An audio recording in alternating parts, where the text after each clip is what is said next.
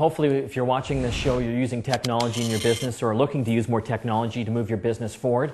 Well, with the advent of the internet back a few years ago, more and more businesses are using technology on the internet. I've got Maor Daniel from Yahoo Canada, and I wanted to talk about e-commerce. We've heard that term forever, and I think it's used too much sometimes, but are a lot of businesses in Canada online selling stuff?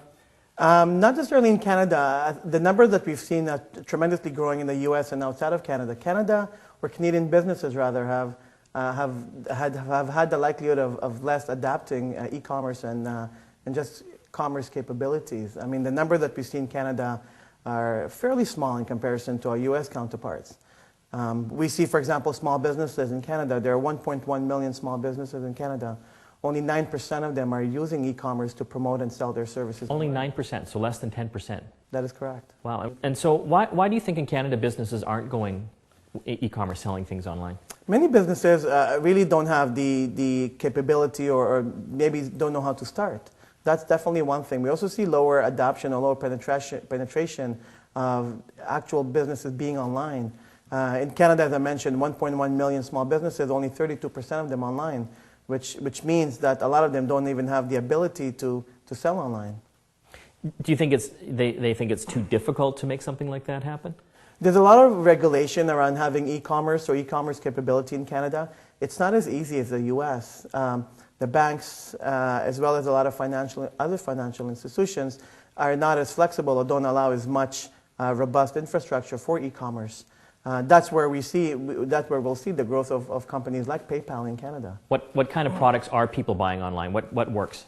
Some of the products that are very popular in terms of online are music or CDs, books, software. This is where there have been success with companies like Amazon or Indigo, and that have been extremely successful in selling their products online. What we recommend sometimes in terms of Yahoo Small Business, in terms of search marketing, is really to empower small businesses to think about niche, think about specific products and services that can cater and sell to a specific type of people or a specific type of cultures, and then allow them to sell and promote it to those people through specific various websites, various engines, depending on where they want to go.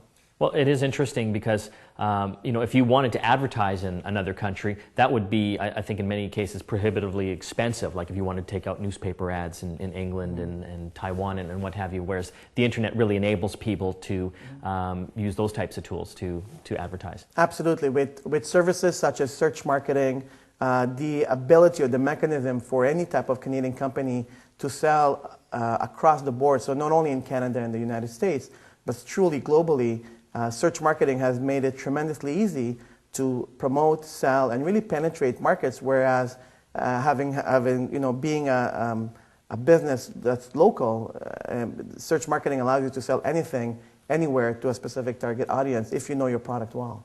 I want to thank you so much for joining us today. Pleasure. That was Maor Daniel from Yahoo Canada, all about e-commerce, and you can see a bunch of the search marketing tips that we're doing for businesses to help them with online advertising and marketing their products and services on our website at GetConnectedTVShow.com.